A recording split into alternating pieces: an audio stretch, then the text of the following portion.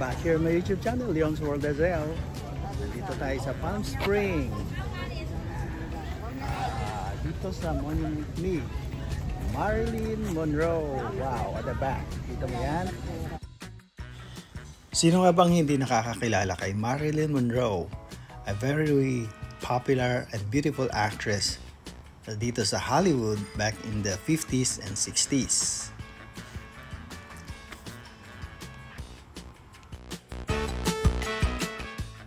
This is the iconic picture of Marilyn Monroe at ginawa nila ng monument because here in Palm Springs, this is her hometown.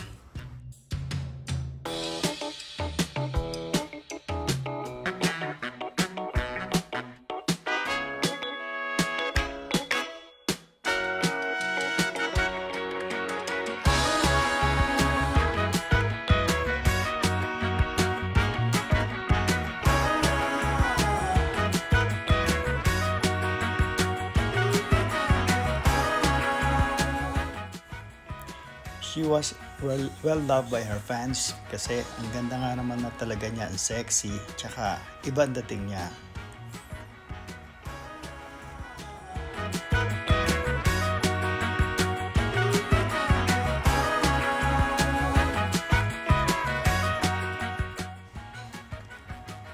She passed away in 1962 at the height of her career due to drug overdose.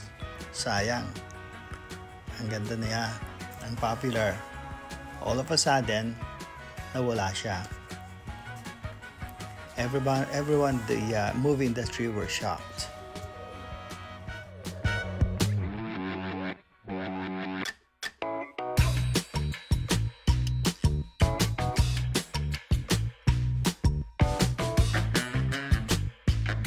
Ganda niya.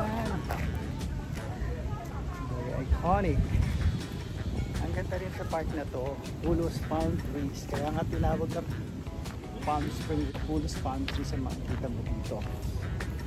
Isyerto siya, pero maraming palm trees. Ayan. Okay. See at the back, naku, busy sila pagpapapicture kay Marilyn Monroe.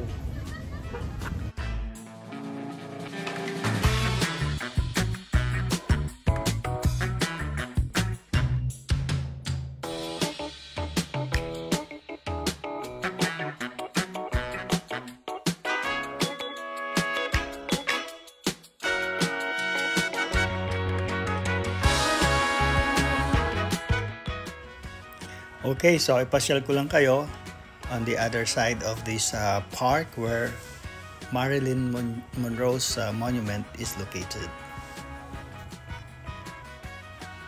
So by the way, subscribe lang kayo sa YouTube channel called Leon's World Azelle. Just click the subscribe button.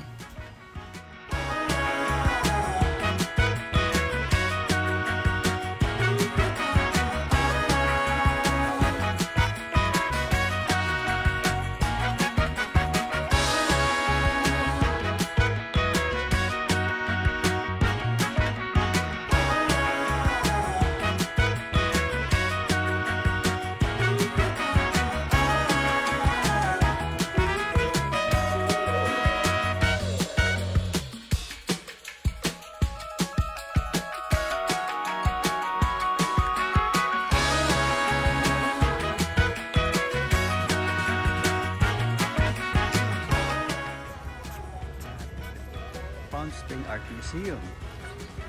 Kaya lang sayang, no? It's Monday. It's closed during Monday. Too bad. So dito lang tayo sa labas. At eto na lang. Look at the sculpture sa harapan niya. Just in front of this museum.